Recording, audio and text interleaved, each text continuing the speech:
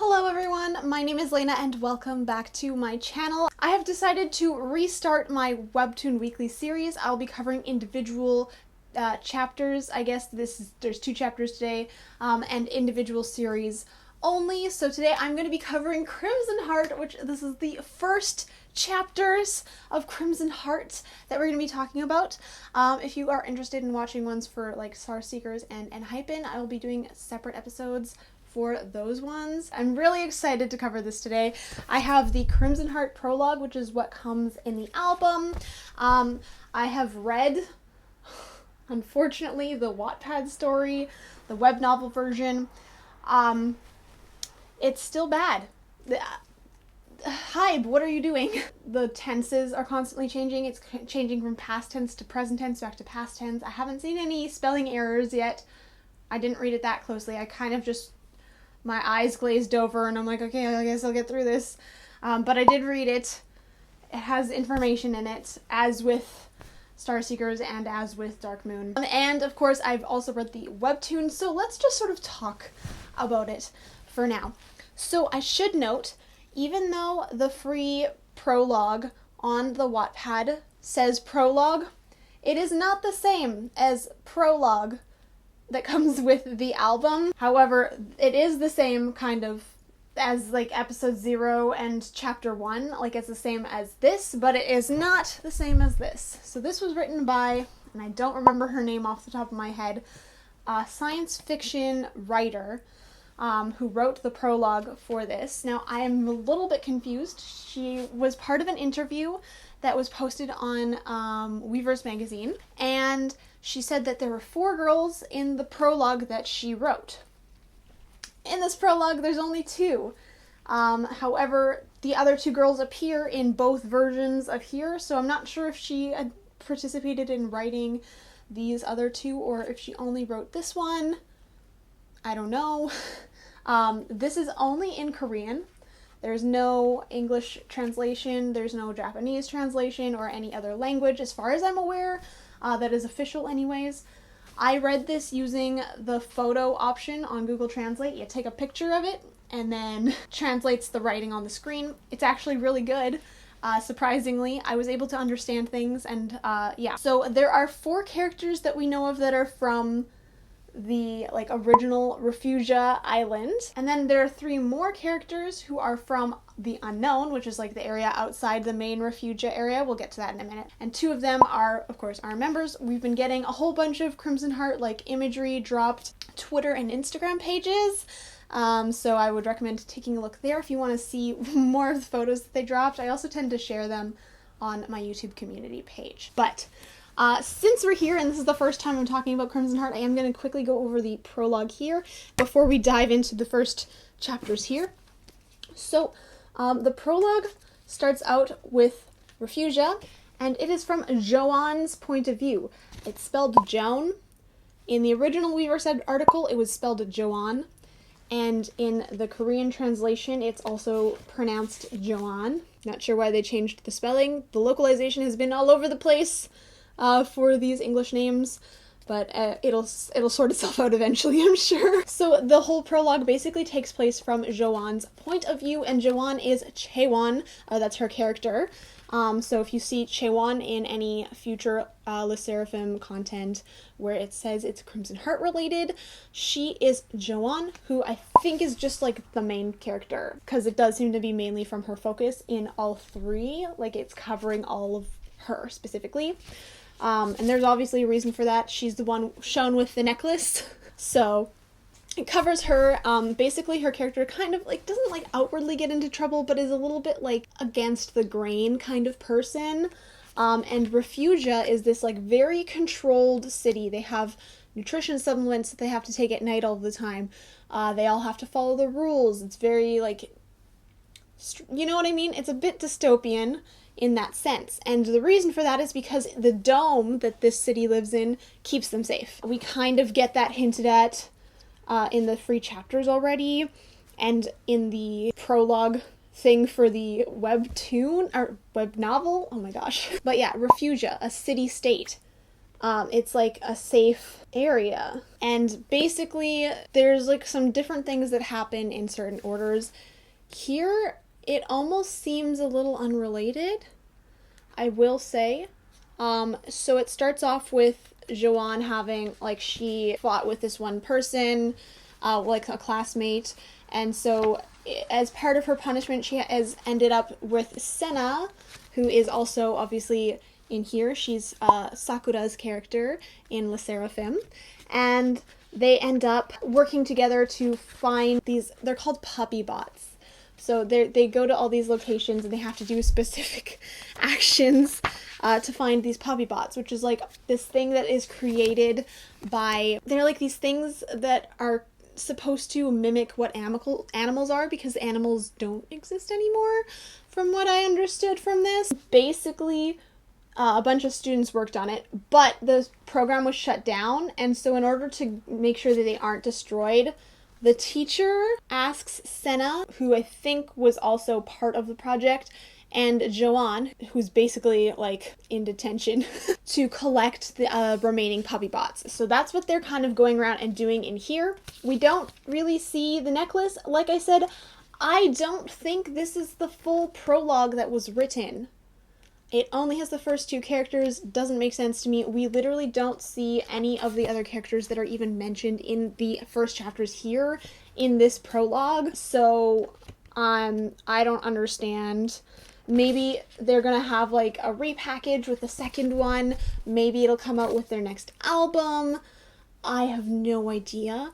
But this is related, but it feels like a different universe to me. And that's a little upsetting, because I was kind of hoping with Crimson Heart this time we were going to have a very solid, the story goes like this, it's linear.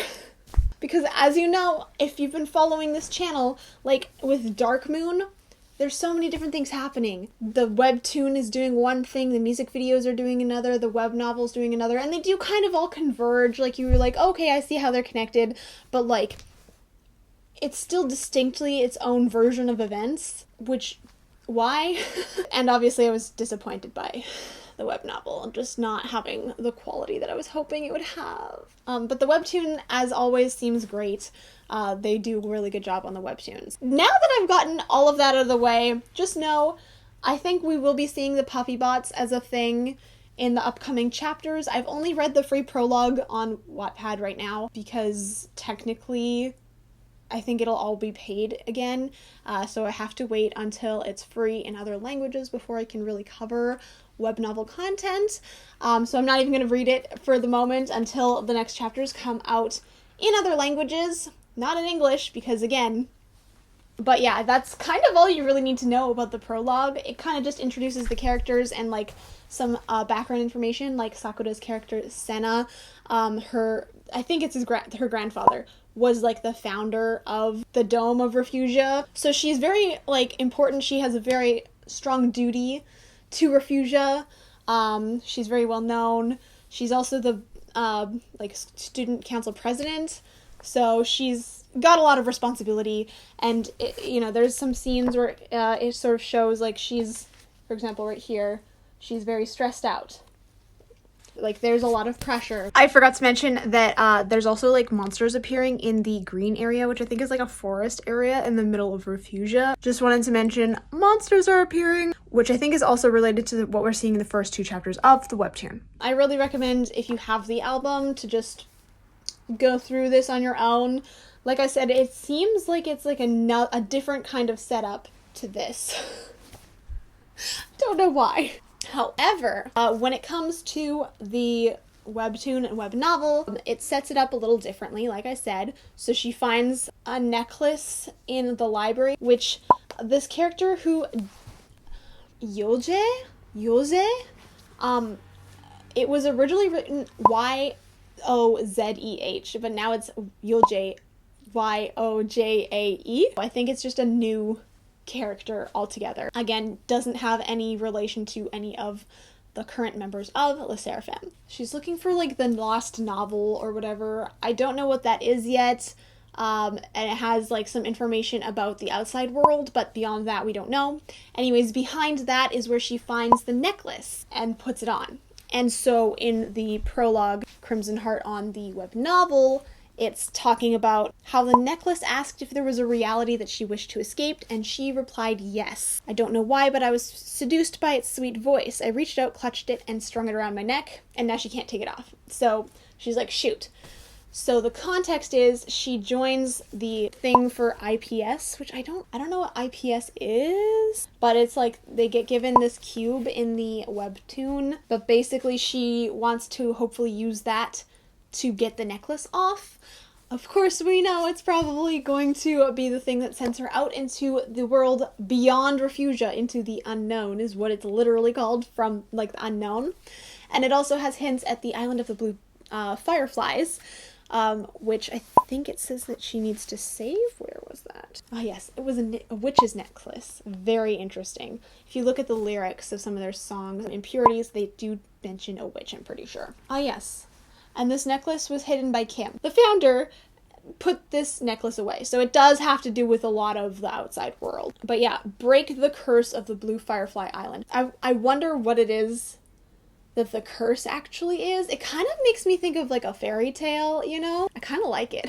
And we see in some of the promo images, the blue fireflies kind of look like cute little will-o'-the-wisps or whatever. They're very cute, and they don't seem harmful. However, at the end of the first chapter here, which I'm not going at this in any order, the little girl touches it, and as you see, she gets like consumed by the fire, which that's unfortunate. So clearly that has something to do with the curse maybe, and potentially finding and opening this book unleashed the curse also on Refugia. I don't know exactly, but we do see that perhaps like certain people are safe. Because in the chapter 0, this guy who's literally dreaming of their future team, like we can actually easily recognize each of the members standing there. The cat that Nche's character is and stuff like that.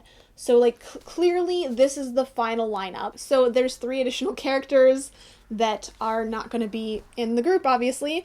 I don't know if we'll see someone cast for them or like have a stand-in for them in music videos. I don't know what to expect on that front from music videos. They did have someone play Suha for Dark Moon, but you never see her face. I don't know what to expect here. Let me know what you think is going to happen, because yeah, I'm so excited for this story though. It seems like it's going to be really good.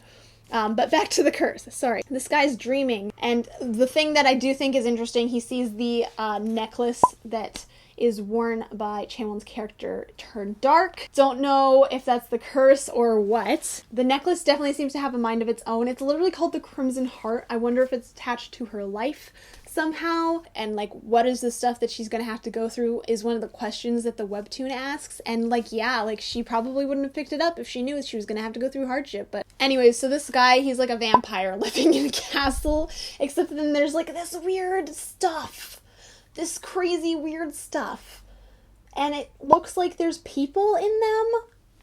What? I don't know. I want to say this is the castle on the island. I think we saw kind of like a castle entrance in the like previews that we saw like 2 years ago, so kind of makes me think that they somehow tear a hole open in the sky, fly in to try to save and help the curse here, and that the curse has something to do with why these people seem to be eternally asleep in what looks like a spider's den. Which it might actually be. You remember those weird monsters that we saw also from the previous thing? It kind of looked like spider vampire things. Like they had like weird bodies.